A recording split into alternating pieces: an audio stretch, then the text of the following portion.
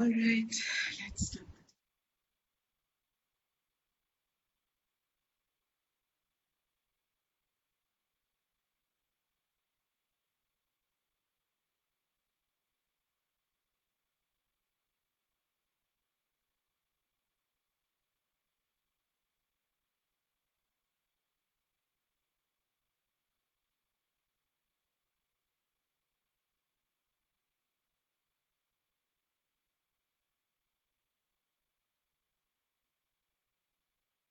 Can you do it yourself, or should I follow? Will you follow me?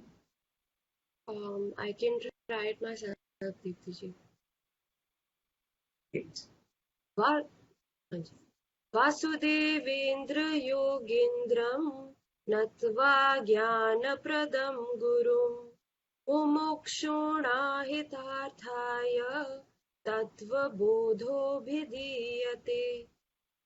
Very good. Excellent. Again, just this iki matra, yogindram. Just a little long iki matra. Excellent. Do it once more.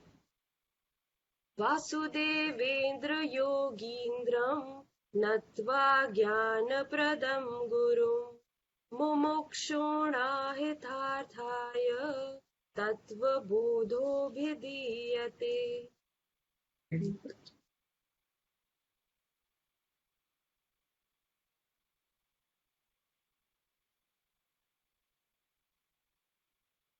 On your own. हाँ जी. नित्यं शुद्धं निराभासं निराकारं निरञ्जनं नित्यबोधं चिदानन्दं गुरुं ब्रह्मा नमाम्यहम्. Gurum Brahma, not Brahma. गुरु ब्रह्मा नमाम्यहम्. Brahma. Brahma Brahma. Brahma Brahma Ha. Ha. ब्रह्म Ha.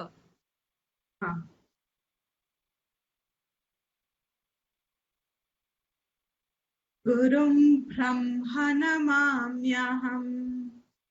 गुरुं ब्रह्म नमाम्यहम्. Very good. This line. The whole thing, Diti ji? हाँ जी.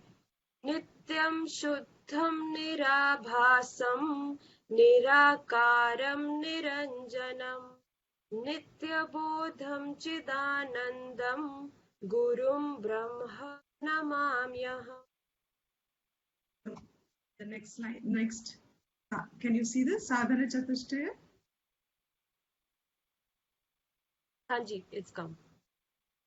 साधन चतुष्टय संपन्ना अधिकारिणां मोक्ष साधन भूतं तत्व विवेकः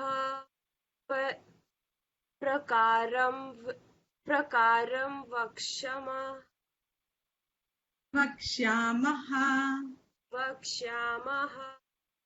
तत्त्वविवेकप्रकारं वक्ष्यामः. तत्त्वविवेकप्रकारं वक्ष्यामः. साधनचतुष्टयं किम्?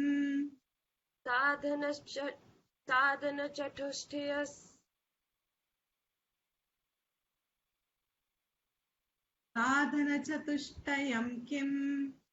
साधनचतुष्टयं किम्? These together. साधनचतुष्टय सम्पन्ना अधिकारिणां मोक्ष साधनभूतं तत्त्वविवेकप्रकारं वक्ष्यामः. Is there a lag in the screen? Yeah, I'm not. Maybe the internet, probably.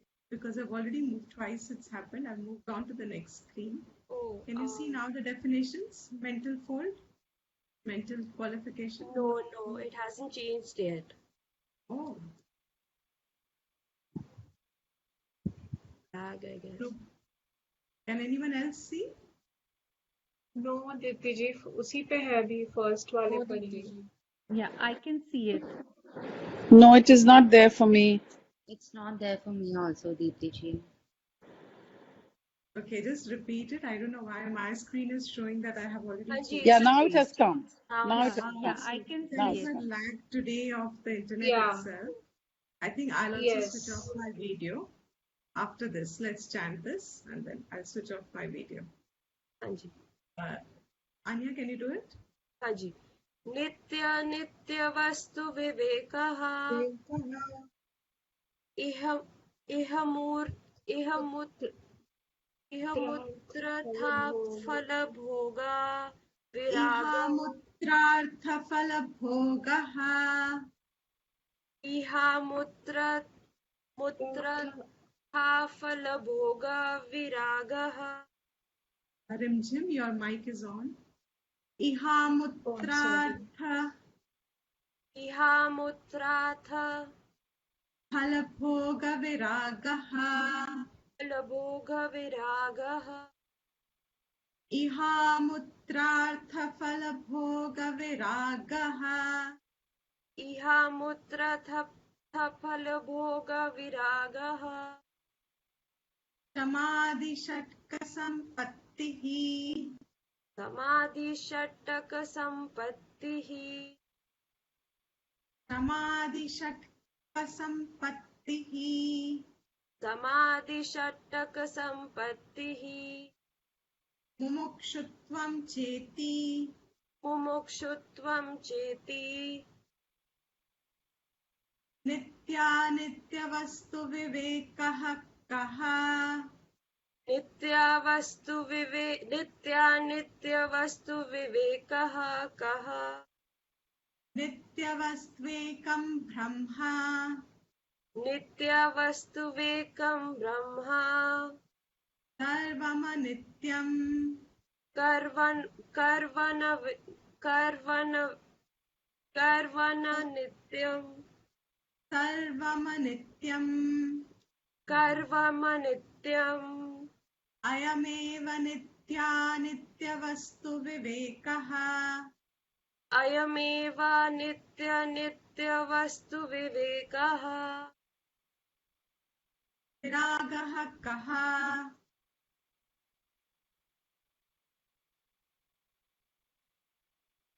Sorry, Dipti ji, what was the line? Actually, the screens got stuck again. विरागः कः विरागः कः इह स्वर्गभोगेषु इह स्वर्गभोगेषु इच्छाराहित्यम् इच्छाराहित्यम् इह स्वर्गभोगेषु हस्वभोर्गभगेषु इह स्वर्गभोगेषु इह स्वर्गभोगेषु इच्छाराहित्यम् इच्छाराहित्यम् किं नाम वैराग्यम् किं नाम वैराग्यम् किं नाम वैराग्यम् किं नाम वैराग्यम् किं नाम वैराग्यम् अदृढरागद्वेषवत्वम् आर्द्ररागद्वेषवत्यम् अदृढरागद्वेषवत्वम्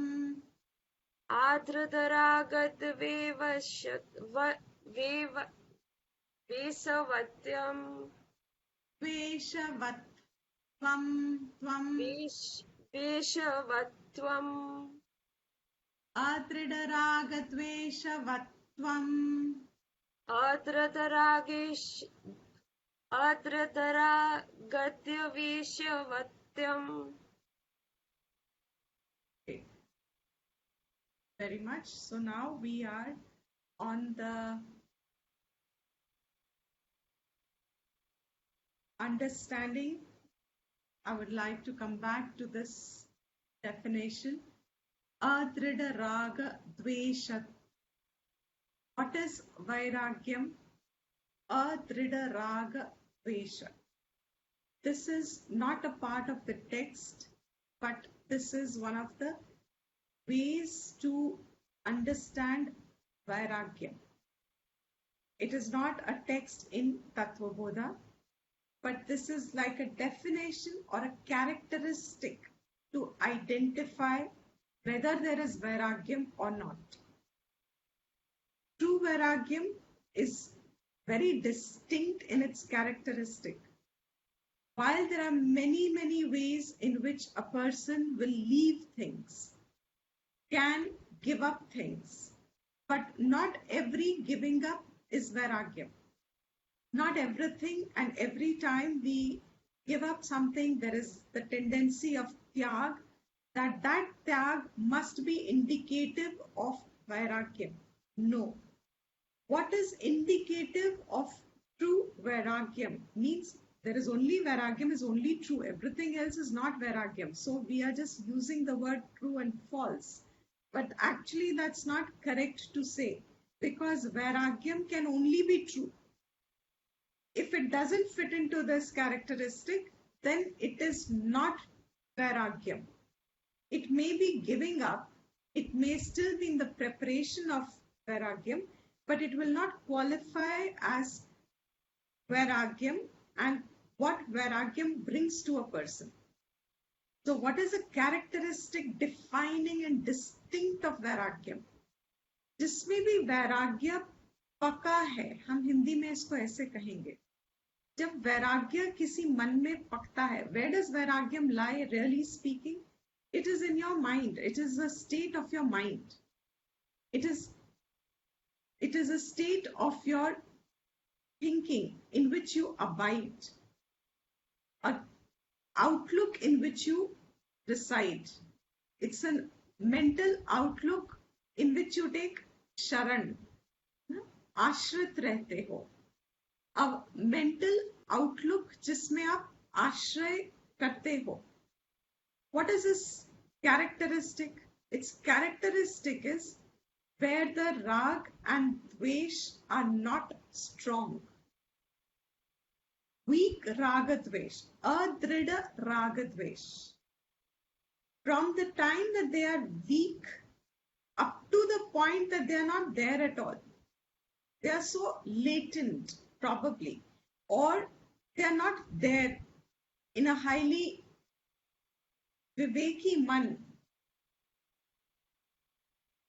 Ragadvesh is not manifest, is not locatable, is not identifiable because shithil kar diya. It has been so weakened.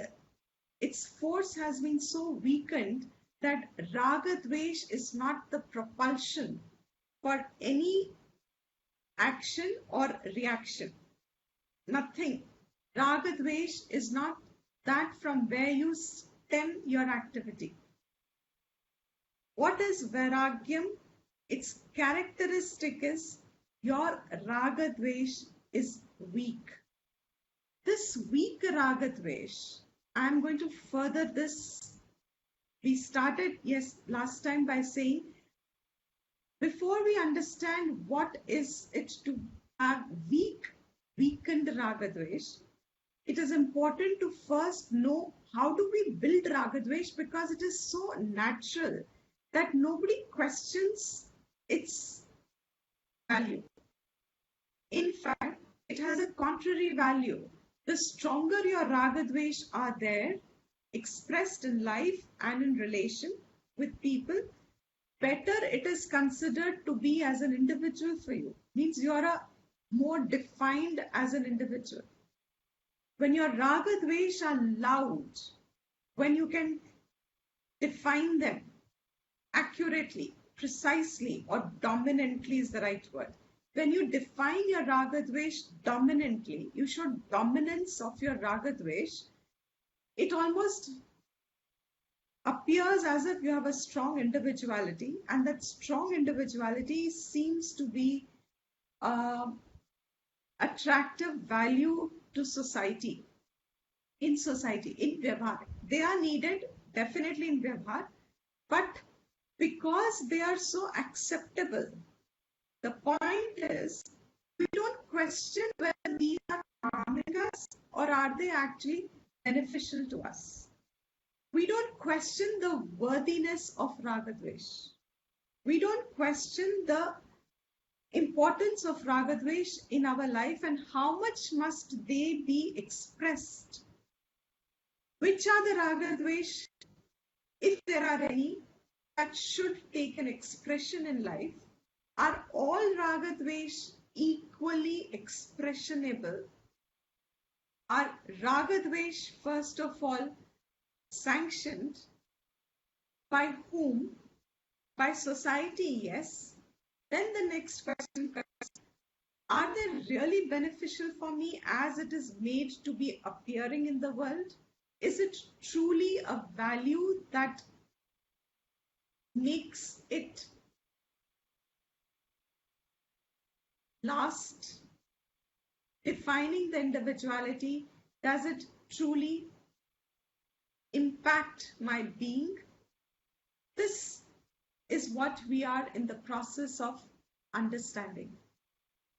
We said raga is formed basically by a misplacement of a value to any object or being. Everything in the world has its own value, its own place. As long as the place it occupies is the place you give it in your mind, there is no problem.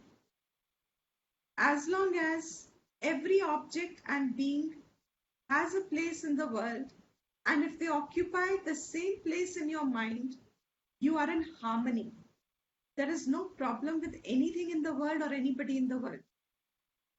The problem starts arising in your mind, or you start getting uncomfortable in yourself, or you are disturbed in yourself. When does the raga start forming?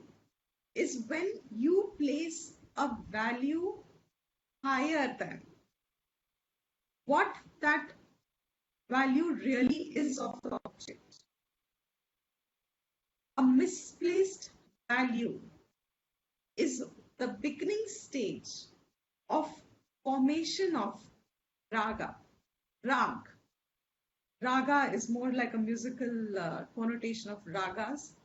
The real word is rag. Rag is something that is a misplaced value to an object.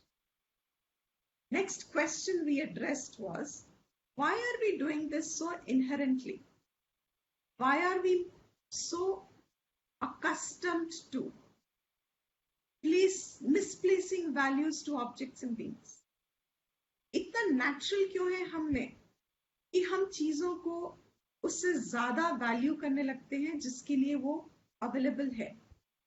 And the answer to that Shastra gives us, there are many layers to it. I'm touching the first layer. Why does it become natural for us to give higher value than what things and people deserve? Or deserve is the wrong word. What is their right value? The thing is that we have a seeking of our own fulfillment. The premise for placing higher values to objects and beings is that we have a seeking, constant seeking, uninterrupted seeking of our own limitless, fulfilled state of being and limitless happiness, anandam. As long as this background Shruti is on, Tanpura Shruti, Sapasa, that Tanpura Shruti in us is all beings, not Gine, every living being, in any form, every living being के अंदर एक तानपुरा है कि वो अपना आनंद ढूंढ रहा है, वो अपनी हैप्पीनेस सर्च कर रहा है, वो अपनी फुलफिलमेंट के लिए स्ट्रगल कर रहा है, वो अपनी हैप्पीनेस के लिए स्ट्रगल करता है. This Tanpura in us, which propels us to do things and seek things, this Tanpura is actually making us rushed, hurry up, जल्दबाजी कराता है, makes us impatient, makes us immediately transfer this search on things and beings that we come in contact with, that our senses report to us. Actually, this Tanpura in us of constant seeking happiness. I will just stop at that because constantly repeating all those words will not be proper. Means it'll just be repetitiveness. But whenever I say constant seeking Anandam, I would imply struggle for Anandam and also for fulfillment. All those sentences get implied together. So what are we really doing? We are seeking happiness, और वो इतना, it's like sitting on hot fire. वो बैठने नहीं देता है हमको.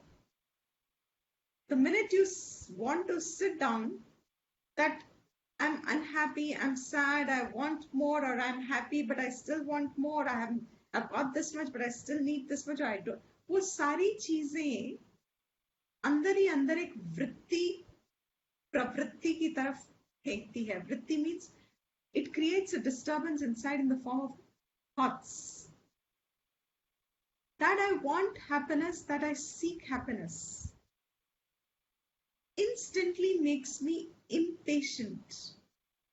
It makes me latch on to whatever my senses are reporting, and definitely what our senses report are limited objects. We have already seen that to some extent in the past classes. आंखें सिर्फ हमको रंग और रूप दिखा सकती है, कान हमको सिर्फ ध्वनि सुना सकता है, etc. So they have a very limited scope. My want is constant happiness. उसमें इतना भी, my favorite word is a phrase I use very, very often because I haven't found another phrase, लेश मात्र. That thin layer, इतना सा लेश मात्र भी दुख नहीं चाहिए. No being wants it. This, that keeps us on fire, sitting on fire, makes us impose that search on everything and anything that our senses report to us. First important point. इंद्रियां जो भी हमें पेश कर रही है, हमारे मन में आती हैं वो सारी. They report to the mind. Inside me is this urge for happiness. Whatever my senses have reported, somehow there is this transference of that want of happiness on that reported object or being. जो भी आ गया. It almost looks like the first contacts with our senses have always given us happiness.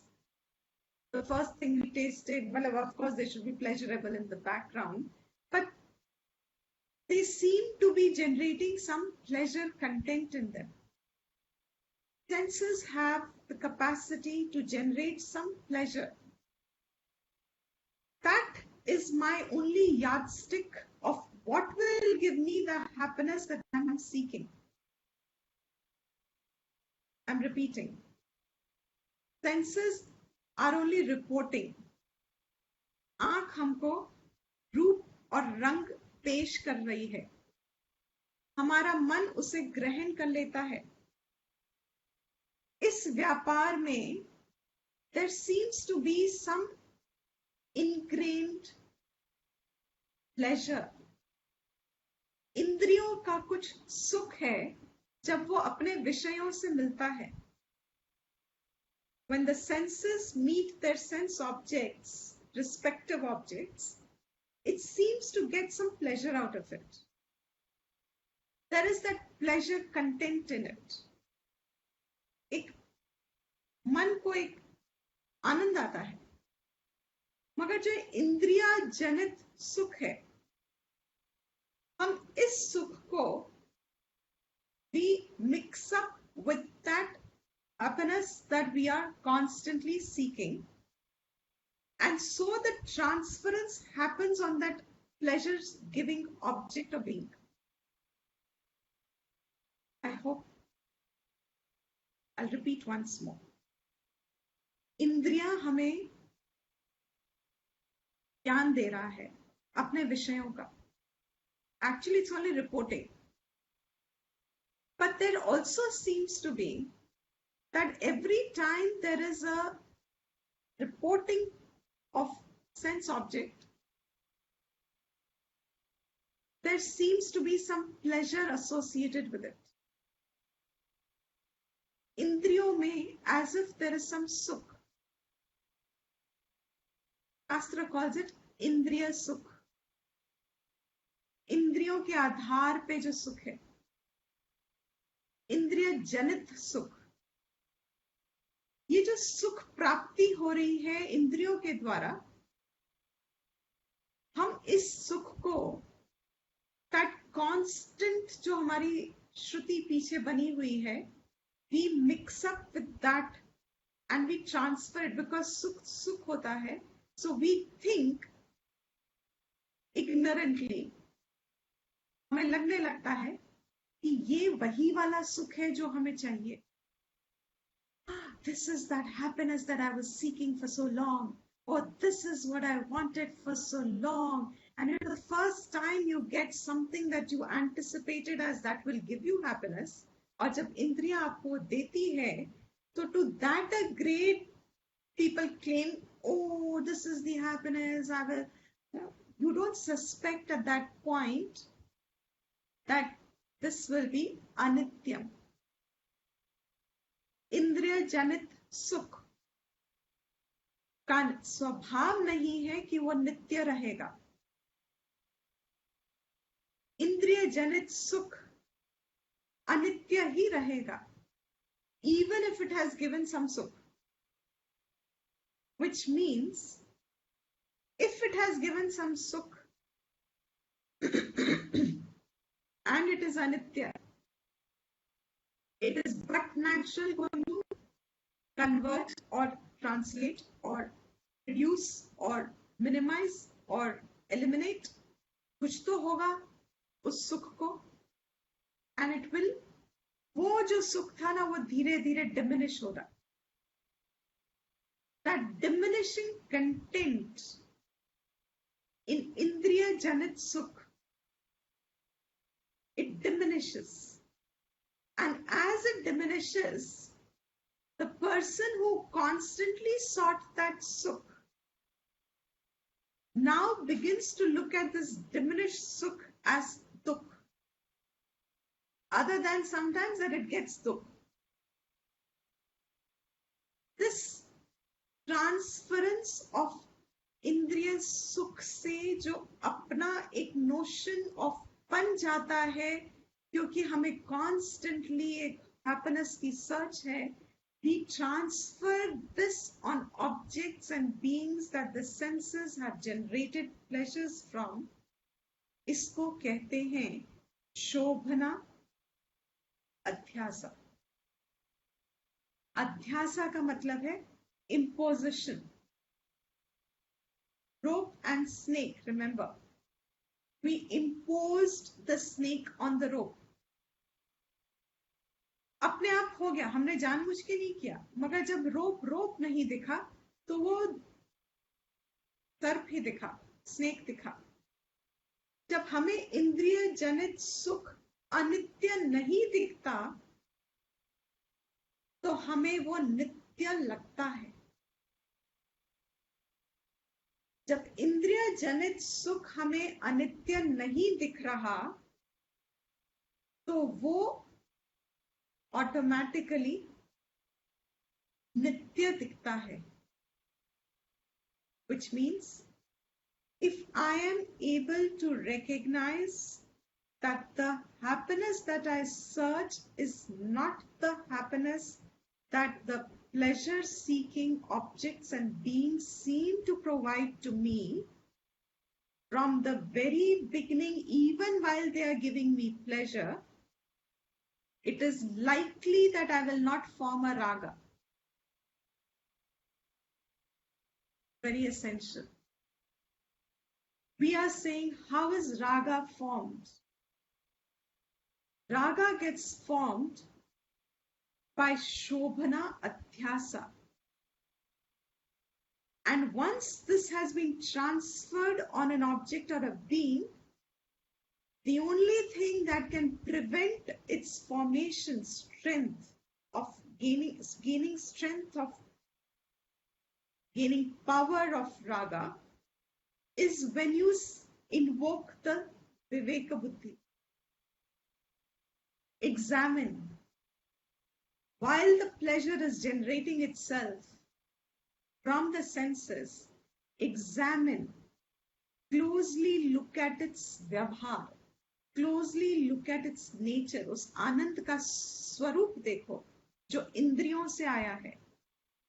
उस आनंद को पहचानने की कोशिश करो कि क्या ये वही आनंद है जो नित्य रहेगा, जो तुम्हें चाहिए.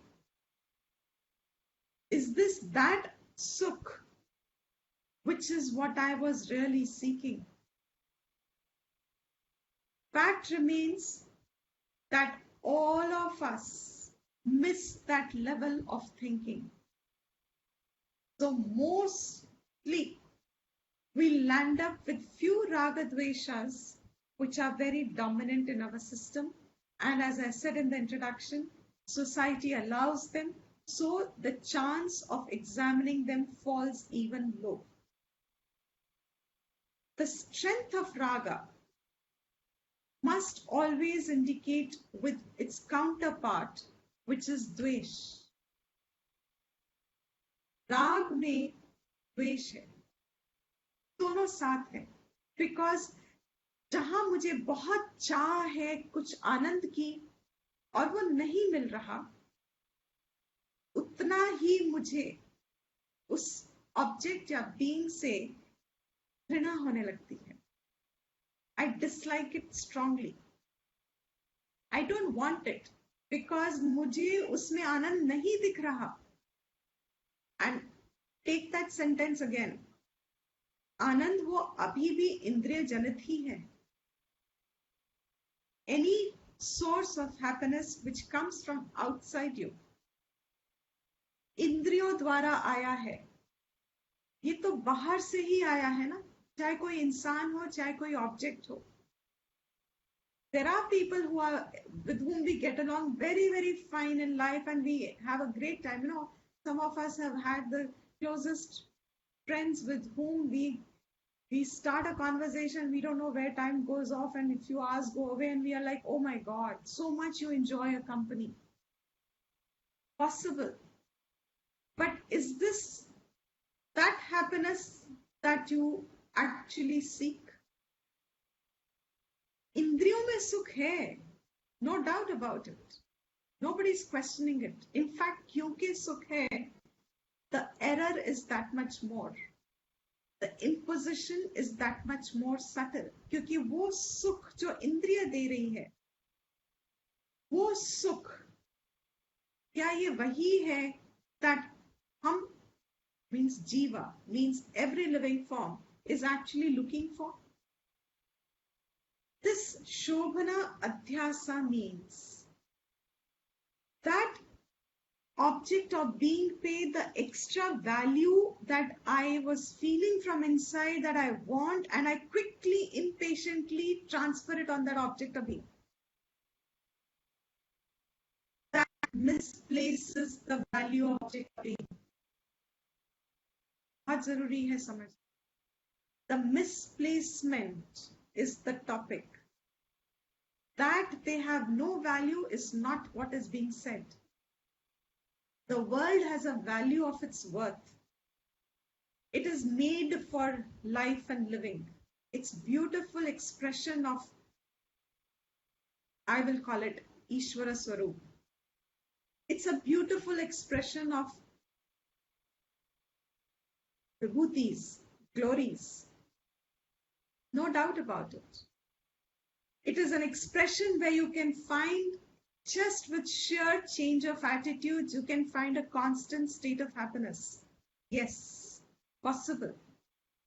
Spiritual practices aim at that. Many religions aim at that. Yet, Vedanta begins from the point of saying, can you pause and think, reflect कि ये जो भी आनंद मुझे इंद्रियों जनित आया है, whether it is the most beautiful company of a person or it is the most wanted object for myself, for years I may have sought it and I finally got it, my happiness will be unparalleled. Yet, will that object or being become nityam, source of your sukham?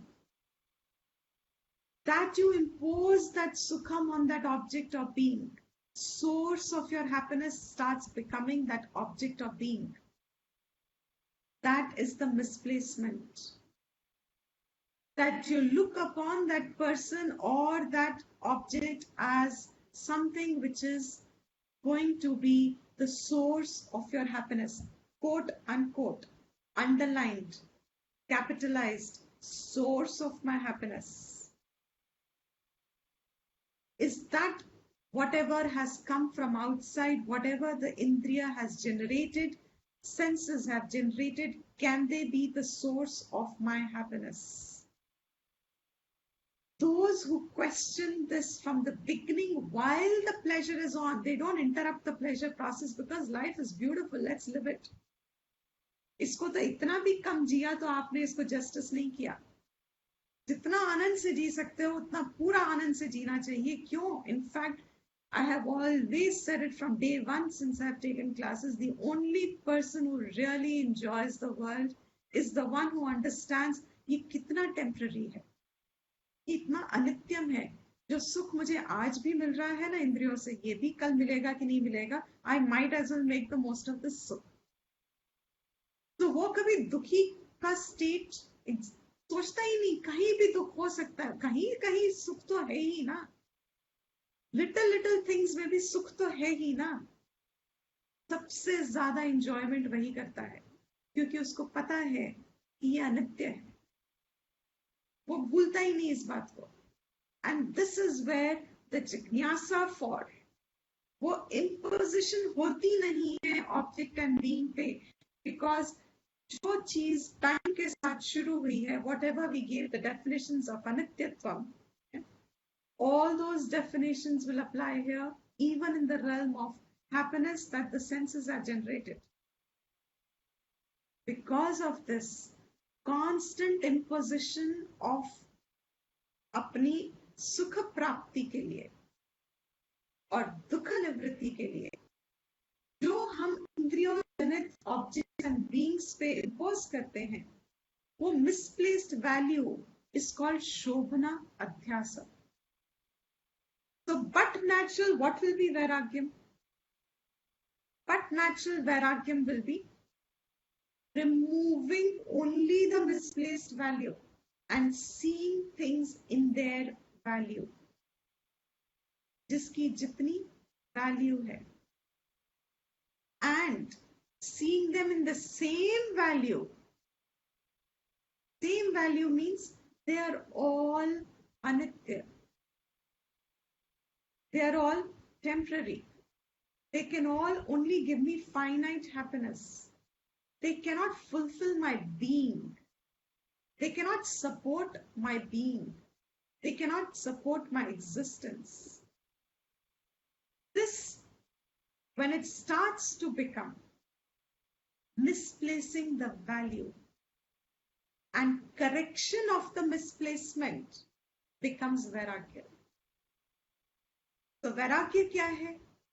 It is correction of this overvaluing of objects and beings with an idea that I have imposed on them that they are the source of my happiness or sorrow. And so my vision equalizes between sorrow and happiness. राग और द्वेष दोनों को वो equal कर देता है, because अगर राग में इक्वल हुआ, द्वेष में इक्वल हो गया, दैट समत्वम इन माय वैल्यूइंग इट. ना कोई सुख का कारण है, ना ये दुख का कारण है. हाँ, सुख एंड दुख is a part of life, is understandable, but they are not what supports my existence. इंद्रिय जनित सुख, और क्योंकि वो सुख नहीं दे रहा इसलिए दुख. Always dukh is because I don't get sukh. So it is dukh.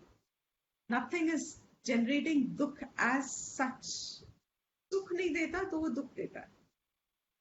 This equalizing it, removing the excess value, is called Vairagyam. It's a very interesting thing here.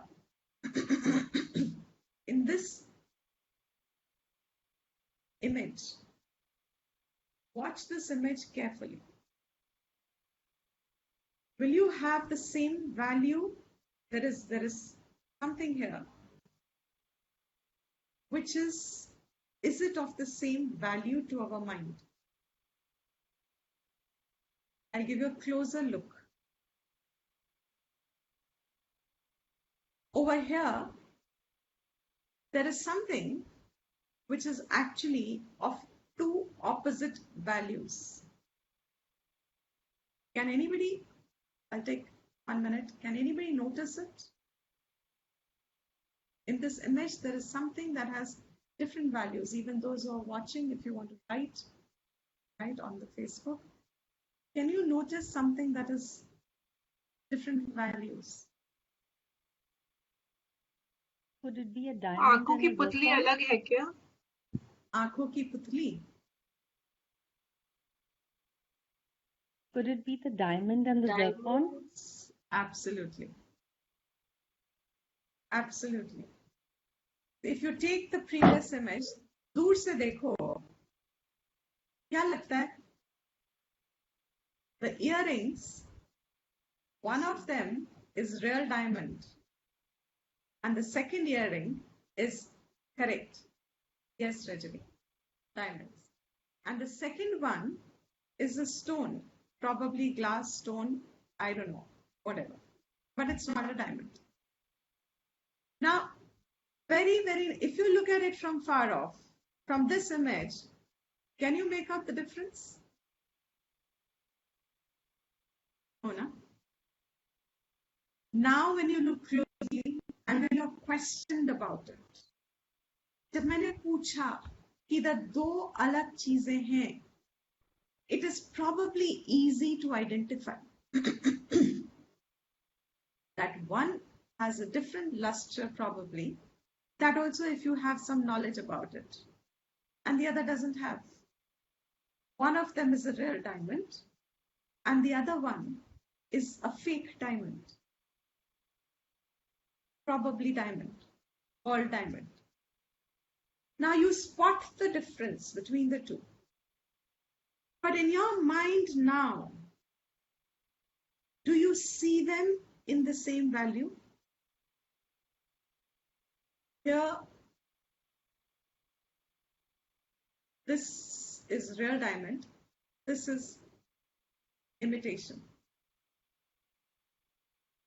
In your mind, are these two same value?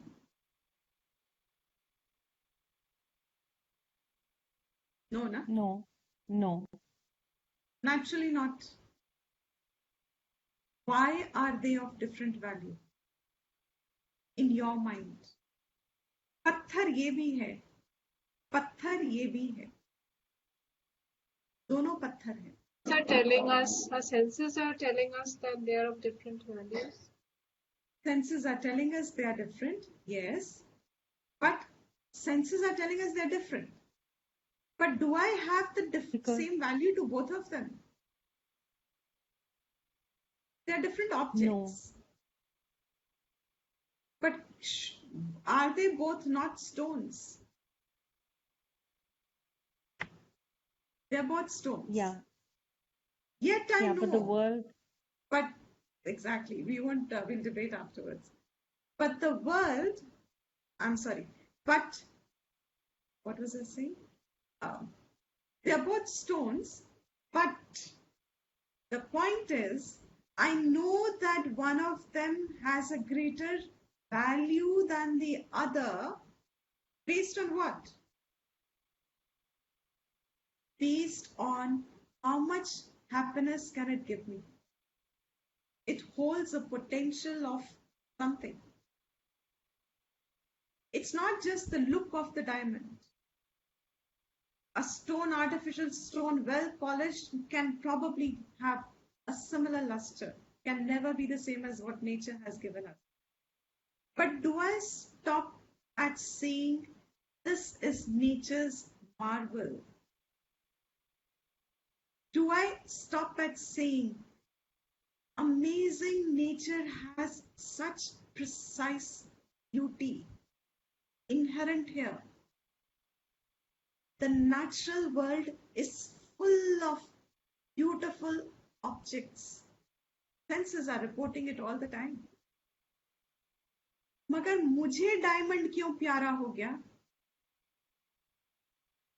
मैं अगर इन दोनों को एक ही डब्बे में रखूंगी क्या मैं केयरफुल रहूंगी? एक लॉकर में जाएगा और एक कहीं भी पड़ा रहे, डजंट मैटर, कोई ले जाए, अल्लाह steals it because I said that person didn't know, they stole it, they stole fake diamond.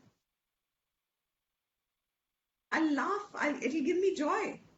But the same गलती अगर सपोजिंग मैंने सोचा था कि मैंने फेक डायमंड वाला डब्बा बाहर रखा है और रियल अपने लॉकर में रखा है, लेकिन मैंने गलती से डब्बे उल्टे हो गए और रियल वाला बाहर था, फेक वाला लॉकर में रख दिया और रियल वाला निकल गया. अब मुझे हैप्पीनेस आएगा? Will I be happy now? No. What really has happened to our minds?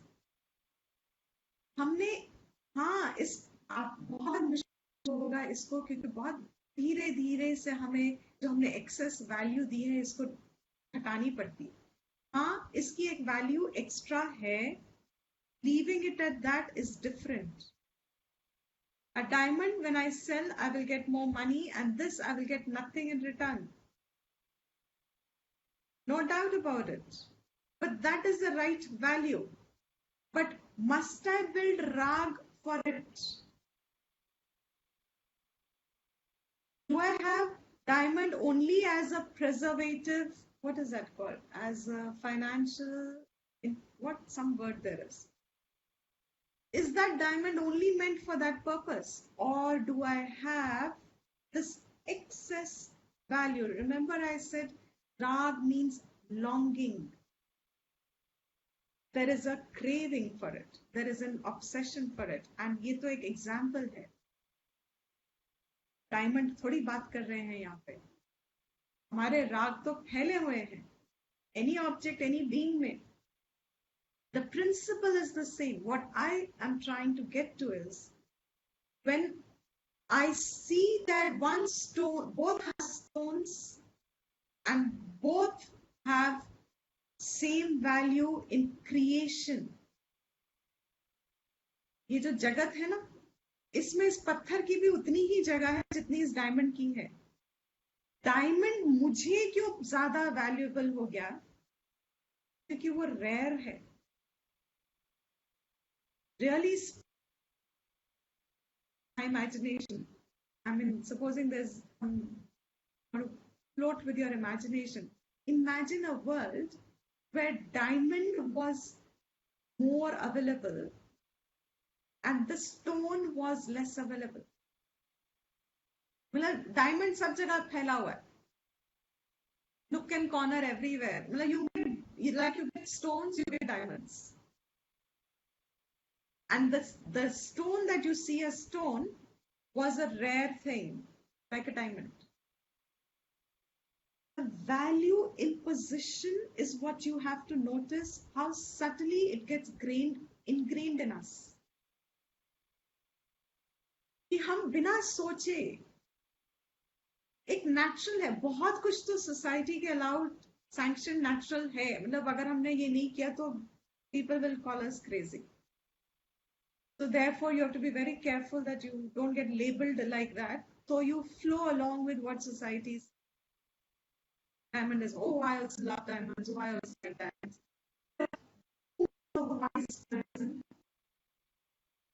A wise person is one. राग बनने नहीं देता. He won't mistake a diamond for a stone and start saying अच्छा diamond तो stone है, फेंक दो. वो ऐसी वो नहीं करेगा, क्योंकि डायमंड का वैल्यू डायमंड का है, स्टोन का स्टोन है, but that excess value that I have imposed on it, that it is a means for some, I can't remember the right word, people start collecting gold and diamonds. Because volatile times, they were a source of your security. You could sell and earn some living. They could sustain a living in difficult times, because in past, human beings have gone through a lot of turbulent times to just live, survive.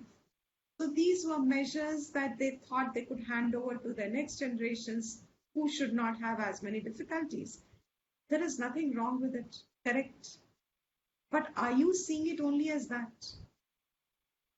The minute you start seeing it as that, as what it is useful for, आपको राग नहीं बनेगा, तो where is the question of developing vairagya? That राग ना बनना is vairagyam from it. राग बना ही नहीं. You can't say I like diamonds or I don't like diamonds. It is irrelevant whether I like them or I don't like them. They have a value for it's what it's worth. If you want to have it for that worth, it's a means of survival for whatever necessary times you want to hand it over to your next generations. You don't know the certain, etc. Khatam, baat finished. But I will find my happiness if I am loaded, or because I don't have that, etc. Now, what really gets into Vairagyam, there's a lot to say on it, but I will try and keep it as condensed as possible. Holding on to anything is actually lack of Vairagyam.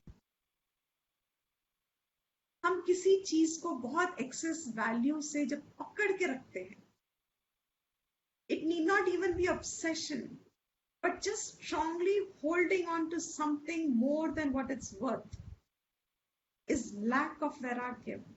And it can be rag or it can be dvesh.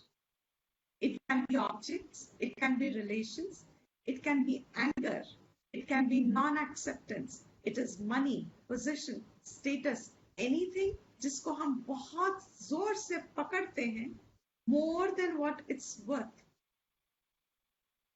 That excessive holding on to something, that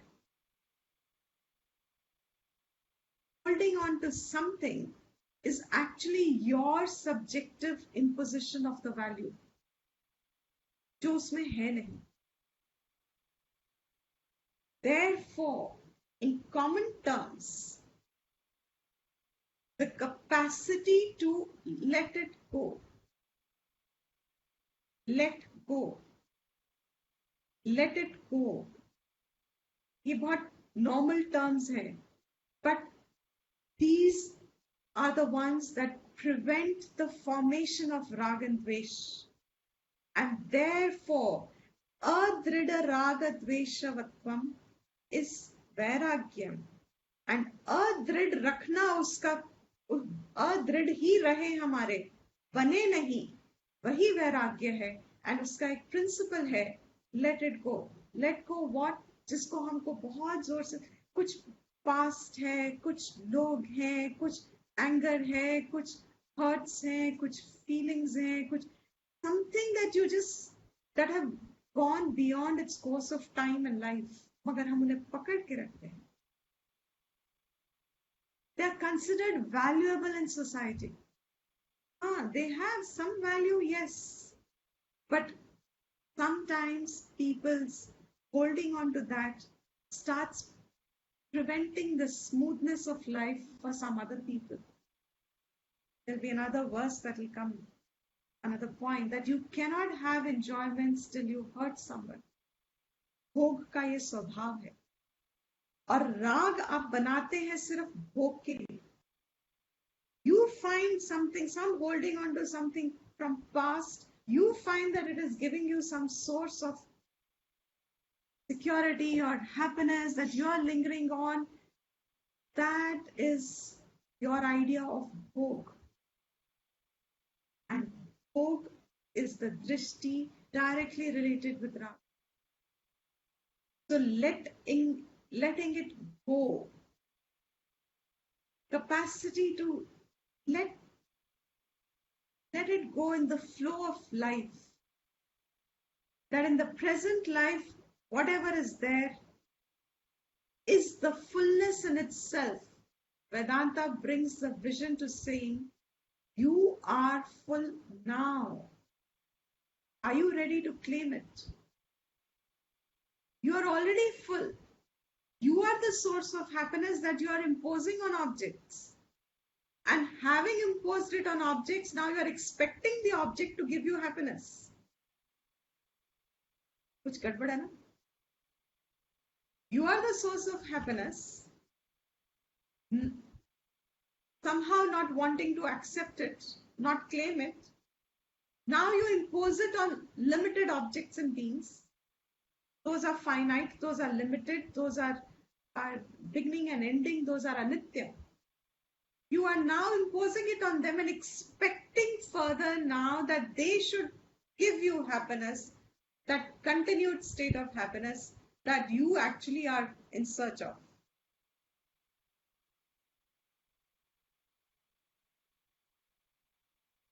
People say, especially when we are talking this subject in this kind of an environment, वैराग्य से लोग डरते हैं. वैराग्य मतलब सब छोड़ छाड़ देना, मतलब फैमिली छोड़ो, पैसे छोड़ो, सब कुछ छोड़ छाड़ दो. That giving up everything is called Vairagya. Vedanta has a very beautiful vision of Vairagya. तुम्हें कुछ नहीं छोड़ना physical. तुम अपनी मर्जी से जो छोड़ना चाह रहे हो to keep your life simple. Anyway, in today's world, thank God, people have started returning back to frugality of life. People want to keep, there are many people, at least in the Western world, I see people have taken on to that lifestyle. It's growing now, where frugal living is becoming attractive to people once again. That hoarding tendency, that materialistic growth of life, that materialistic acquisition alone defining your life and postponing your life to some future happiness that you will get once you acquire something. This generations are now beginning to realize is misleading your purpose of life. So what is it actually? Vairagyam is not that you have कुछ छोड़ना है, लेकिन कहाँ? जहाँ तुमने पकड़ा है, not physical. मन में पकड़ा है, मन से छोड़ोगे. That's all. So Vairagyam in the real sense is when you have correct placement of values of things, objects and beings. The right value. That's it. There is a very beautiful verse in the Gita. You see all these images here. The verses Jnana Vijnana Tripta Atma Kutasthaha Vijitendriyaha Yukta iti uchyate yogi Samaloshtashma Kanchanaha. Jnana Vijnana means through knowledge and through wisdom. Here wisdom means discerned knowledge, not just mere information of knowledge. सुनी सुनाई बड़े लोगों की बातें नहीं, जो खुद digest नहीं की वो नहीं, सुन के खुद डाइजेस्ट करके समझ के अपना के seeing the rightness of that value, ज्ञान विज्ञान से जो तृप्त आत्मा है, कूटस्थ आत्मा, we have done this word now, कूटस्थ आत्मा में जो है, abiding in it, विजितेंद्रियः, इंद्रियों को जो जीत चुका है, who has won over, who has got sense controls, such a yukt with his kutastha atma, he is called a yogi. वही correct इति उच्यते, इस प्रकार से उसे योगी कहा जाता है. और लक्षण क्या है इसका? समलोष्ट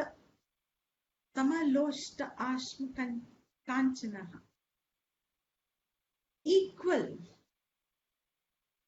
लोष्ट अश्म कांचनः, equal vision to everything in creation. And these three means seeing a lump of clay, मिट्टी का ढेर, clay का ढेर, a lump of clay, stone or gold. He has the same vision to all three. And what it means by saying same vision is not that he will mistake gold for stone. Gold apni value, but it can't give me security. Stone apni value, it can't give me security. Clay apni value, it can't give me security. And all three of them have actually the same value seen from the standpoint of creation. Everything here has an equal value. कुछ बड़ा कुछ छोटा नहीं है यहाँ. Creation has this everything, smallest and smallest, and that is why those who have Vaidika visions, ingrained by this knowledge, जब आपकी perceptions बन जाती है, it is so difficult to cause injury or to see differences. Because the vision of the sameness means I don't have obsession for one or aversion for another. I like this image on Google because I do not discern in the hand, is this clay or is this lump of gold? And actually it is lump of gold. When you mix them up in value, the entire formation of Raga Dvesh detunes your life, detunes your personality. The formation of Rag Dvesh deharmonizes you. This harmonizing principle is Raga Dvesh, which creates differentiation, which creates superiority, inferiority, which creates unnecessary klesha. Who is a yogi? Why is this verse going to be called as yogi? Is because tomorrow we'll touch upon those definitions, or rather that point that Vairagyam is actually a greater principle from the yoga school of thought. Patanjali's yoga has more importance to development of Vairagyam. We are doing what is sadhana chatushtayam. For Vedanta, if you already have Vairagyam, कैसे बना? आपने कितनी तपस्या की उसको अपने मन को राग द्वेषी ना बनाने की. जब आप राग द्वेषी नहीं बनाते उसको, तो अपने आप विवेक बुद्धि ही चल रही है, क्योंकि बिना विवेक बुद्धि के आपका राग द्वेष बनेगा ही बनेगा. क्योंकि राग द्वेष विवेक बुद्धि है, राग द्वेष आपने बनाए ही नहीं है, वैराग्यम is already there in you. हर चीज को ताकि जब जो चीज छूटती है एफर्टलेस छूट जाती है, एफर्टलेस थोड़ी सी अगर हुई तो भी, but there is not hanging on and दुख का कारण नहीं बनता जब कुछ छूट रहा है। It doesn't become a source of sorrow. This Vairagyam is, development of Vairagyam is a part of yoga school. They have principles, they have grades of Vairagyam. Because, and this I will start tomorrow the class with, our minds are magnets, I have said before. Whatever the Indriyas report, क्योंकि अब ये सब योग school में नहीं समझाते, ये वेदांत आपको दिखा रहा है कि अध्यास जो हम करते हैं, शोभना अध्यास जो हम बनाते हैं, ये वेदांत दृष्टि से हम वैराग्य बनने नहीं देते। And therefore that if you don't have a strong capacity to prevent the formation of raga dvesh, you have to abide in sense controls so that you do not form raga dvesh.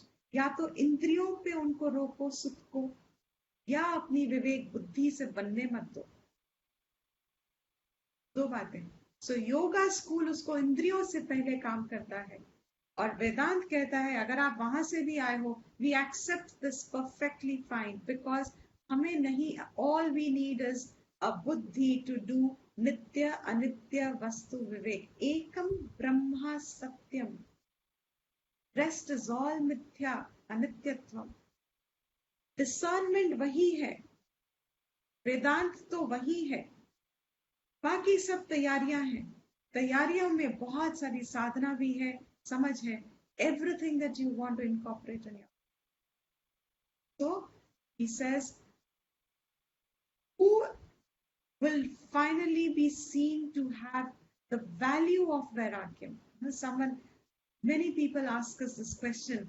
वेदांत में तो हम आए थे कि वैराग्य से how does it help us? How will it help Vairagyam? Will help us in our day-to-day life. The greatest value of Vairagyam, as I have so far explained it in today's class, that it will give you tremendous objectivity. What is objectivity? Is not having subjectivity. Objectivity अपने आप होती है जब subjectivity नहीं होती, और subjectivity का मतलब ही राग द्वेष है। And if you have learned this technique, how will it not help in every aspect of your life? If you know how to not form raga dvesh, हम तो कह ही नहीं रहे कंट्रोल करो, हम तो कहते हैं बनाओ ही मत। Then you will realize later on, I don't know if tomorrow I can touch upon it or not, or whenever can I, but I will mention it for what it's worth. People think Vairagyam is a state of behal. साधु संतों को देख के, वो जो ऋषिकेश में favourite phrase है, most of them are on their some form of addictions or something, unkept hair and unwashed clothes, and you think your society has developed concept of Vairagyam around them. That's not Vairagyam. Need not be. Many of them may be. We are nobody to judge. But it is, Vairagyam is irrespective of external expression, is what is true Vairagyam. Judging from external appearance, whether that is Vairagyam or not, in fact, because there is judgment, we have to make a corrective statement to say, don't judge based on that. Vairagyam is entirely internal, nothing to do with external. आपने जिन चीजों को पकड़ा है, क्या आपने उन्हें छोड़ा है? That is Vairagyam. छोड़ा है, and वो भी, like I said before, छोड़ा है and छोड़ के द्वेष बन गया है, no. Vairagya is samaloshtama ashma kanchana. Same vision, neither rag nor द्वेष. पत्थर के लिए द्वेष है, मिट्टी के लिए न्यूट्रल है, गोल्ड के लिए राग है, कुछ लोगों के लिए राग है, कुछ लोगों से द्वेष है, कुछ चीजों से लगाव है, कुछ चीजों से अवर्जन है. नहीं चाहिए, नहीं चाहिए, नहीं चाहिए. ना, we make faces also like कुछ नहीं चाहिए, नहीं ऐसा बनाते हैं. और कुछ हमें चाहिए होता है तो इतना आप निकलता है उसमें. Equal to what you have, what you don't have, that if you have mentally placed, what does it give you? You watch for yourself, imagine for yourself. अगर आपके राग द्वेष निकल गए, क्या आप कमजोर इंसान बनते हो? In fact, the greatest strength comes from Vairagyam. And it is the most incommunicable statement. As the English saying is, only a Milton understands a Milton. Only a true Vairagi understands the statement. The strength that comes in a person's life is not strength based on will or power or money or status. These are not giving you strength. What truly gives you strength is your Vairagyam. Vairagya gives you mental strength, makes you extremely strong and a very powerful person. Very powerful person. You can't imagine the strength of a Vairagi. इतना powerful है क्योंकि वो completely independent है. There's a story of the Alexander, and I'm taking 2 minutes more. I'll conclude at this story. The story is Alexander the Great. Many people of you must have heard this. I have very limited dose of stories, so please bear up if I keep repeating them. Get used to them, because they'll all have a context. Alexander the Great, when he had conquered the world and he came to India with the hope of conquering, and he couldn't conquer the entire India, in one of the places somewhere in shore based, it could be north or east or west, because he couldn't go beyond that down south. Somewhere in those shores, as he was moving in India conquering, he had heard a lot about the yogis of the nation. He was not prepared. He didn't know what the strength of a yogi is. So he asked his ministers to find a true, quote unquote, true yogi. Sacha yogi leke aao mere darbar mein, kind of a story. And the ministers go many places, and then they finally meet one person जो आराम से लेटा हुआ है by the shore on the beach, and he's just lying half naked, unmindful, but very state of total enjoyment on his face. आनंद में बैठा. And the ministers say, Alexander the Great, जानते हो? He doesn't give much answer because he's disinterested in what he's listening. After a lot of persuasion and the ministers say, the king of the world wants your presence in his court. He doesn't respond. And he says, he'll give you gold and he'll give you this. Bada sara temptation kiya. The sadhu is just not registering what he's saying. Means this, we'll call him a renunciate. This Vairagi, this renunciate, doesn't understand much and is not interested, तो उसको ज़्यादा कुछ समझ नहीं आ रहा है, attractive नहीं लग रहा है कि क्या रहे हैं, मतलब नहीं चाहिए मुझे. So he just says, मुझे नहीं कुछ चाहिए तो मैं नहीं जाऊँगा कहीं पे. They go back to Alexander, and Alexander को जब वो बोलते हैं तो he thinks ये तो सच्चा योगी है because ये मेरे पास नहीं आ रहा. So he goes to meet him. What is the power? First point. Who has greater power now? Does this yogi have the power, or the Alexander has a power? Alexander can't get one person to come to his court. He has conquered the world. Yogi has no possession.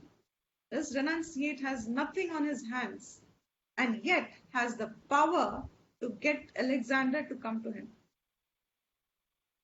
That's the strength, because ना कहना, जिन चीजों पे आनंद है नहीं, उनको ना कह देना कि वो मुझे आनंद देंगे, ये तुमको पावरफुल बनाएगा या कमजोर बनाएगा?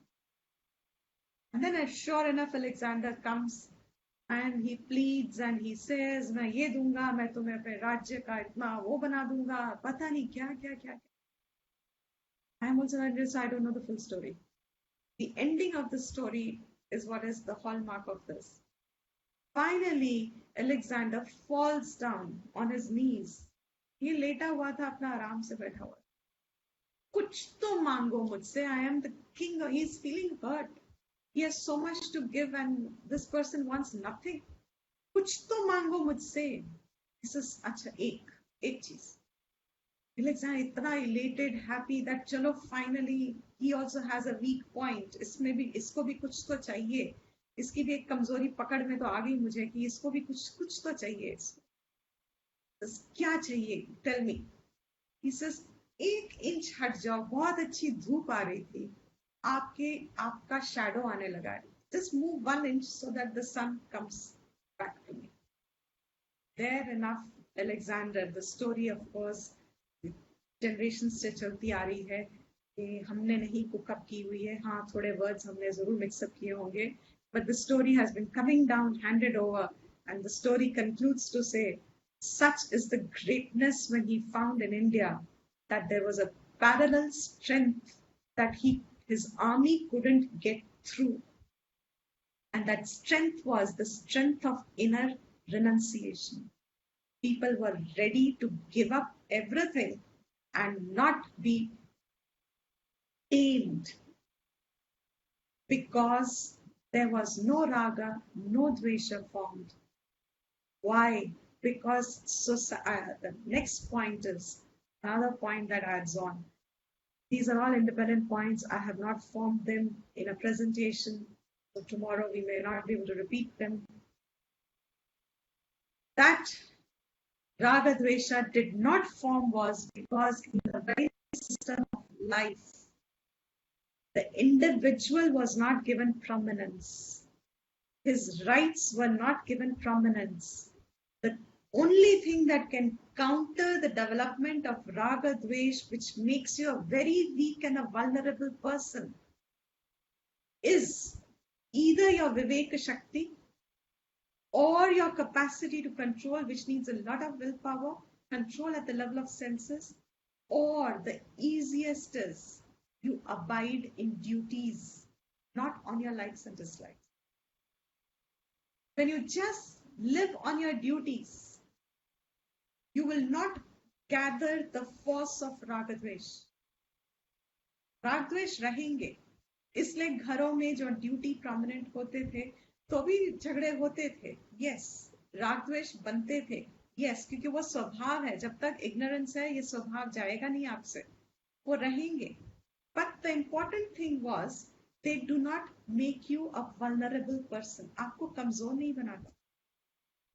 And this is the direct. Last time someone asked me, how does this make a difference to your Vairagyam? Nobody in his, I can't perceive how can one live in a full grahastha ashram and not have Vairagyam. Because you will be a very weak person by just sheer magnetic force of the mind when it gets attached to its children, to its money, to its status, to its position, and how that mind gets enslaved around these things. That enslaving of this is all losing the potential of, forget about discovering your potential. You even destroy your potential. Therefore, Shastra's advice to people is, to people everywhere, no exception to this. Shastra's advice is, but wisdom of life is, living your life is, never let Ragadvesh grow in your mind. Your human capacity you have the human capacity to not let them grow. Other living forms have it ingrained in their system because they don't have well-developed choice mechanism. So they don't form that much raga dvesh beyond a capacity. But human being has a choice mechanism, and that choice mechanism destroys human beings based on the fact that it grows the raga dvesh. So countering the raga dvesh is at 3 levels. There is no slide to this, so you will have to make a note of this. 3 levels, I said. The highest where Vedanta starts from is the highest point. An actual student of Vedanta is there. Therefore, this is just the preparation for Vedantic study. In the preparation, it says, one who has Vairagyam, this book is Prakarna, therefore it defines Vairagyam. But in the Upanishads, Vairagyam is not defined as, it's understood कि आप में होगा.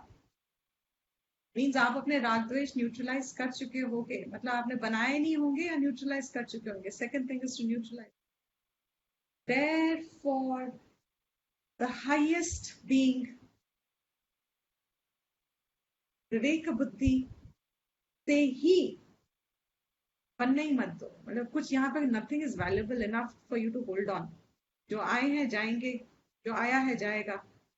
Life is so short कि आपको पता भी नहीं चलेगा कब शुरू हुई कब खत्म हो गई. क्या कुछ भी पकड़ के रखोगे इसमें आप? किनको पकड़ के रखोगे आप? कितना पकड़ लोगे आप? क्योंकि when you will start deeper reflection and Vedanta, and I always keep repeating it, Vedanta will start when your reflection starts. ये शरीर ही मेरा नहीं है तो यहाँ कुछ और मेरा कैसे हो सकता है? And most of us are scared of this reflection. हम डरते हैं ये सोच से. लेकिन ये सोच तो बहुत जरूरी है. जब शरीर ही तुम्हारा नहीं है तो कुछ भी तुम्हारा कैसे हो सकता है? And you will depend happiness on it. बड़ा illogical लगता है. मतलब when you start seeing it तो तुम्हें तो feel such silliness of the statement. How can you depend happiness on it? How did you expect कि ये तुम्हें खुशी देगा? Isn't it unintelligent expectation? Therefore, highest being this. Second is at least at the level of sense control. इंद्रियों का आदत है, भागेगा जो उसको पसंद है, उन चीजों से भागेगा जो उसे अच्छी नहीं लगती. इंद्रिया तो तुम्हें नचाएगा अपने बीच में. उसको जहां आनंद दिखेगा वो सोचेगा कि यहां से मिल जाएगा तो आएगा उसके पीछे. इंसान उससे बड़ा बने, पहले अपनी इंद्रियों को लगाम रखे. जब इंसान उससे बड़ा बन जाता है तो that means some level of वैराग्यम now you are beginning to qualify for.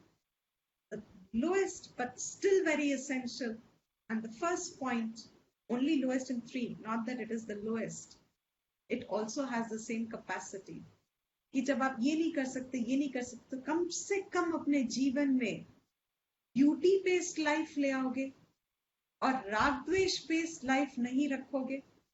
जो मुझे पसंद है वही करूं, जो मुझे पसंद नहीं है वो नहीं करूं, अच्छा लगता है वही खाऊं, जो नहीं अच्छा लगता नहीं, एक्सेट्रा एक्सेट्रा. हर चीज में राग द्वेष है. If you live your life on duties, you will find there will be some harmony in yourself returning back.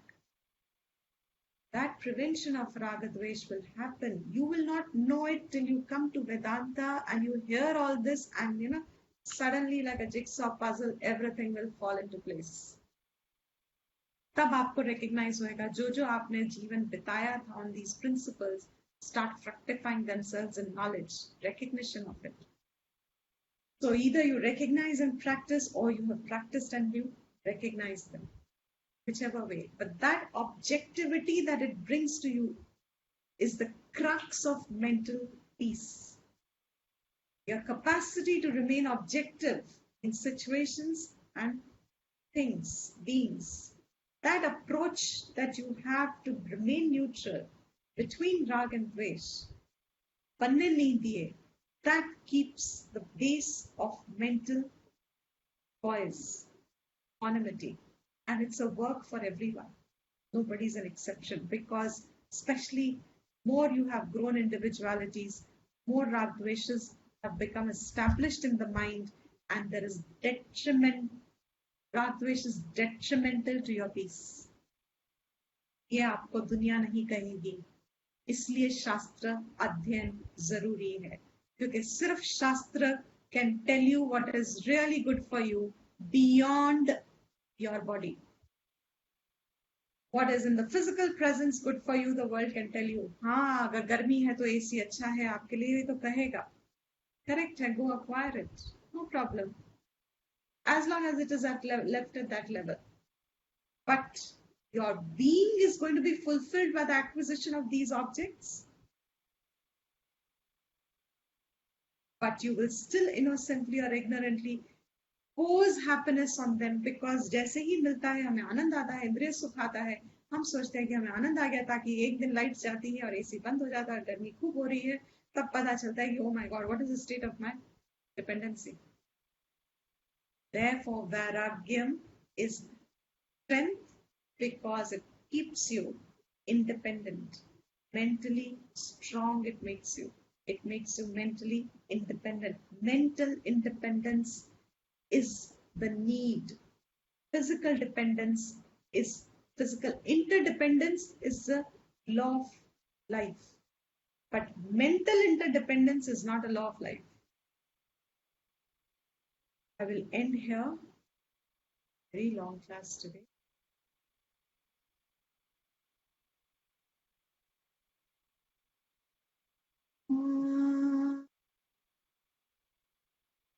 सर्वे भवन्तु सुखिनः, सर्वे सन्तु निरामया, सर्वे भद्राणि पश्यन्तु, मा कश्चित् दुःखभाग् भवेत्.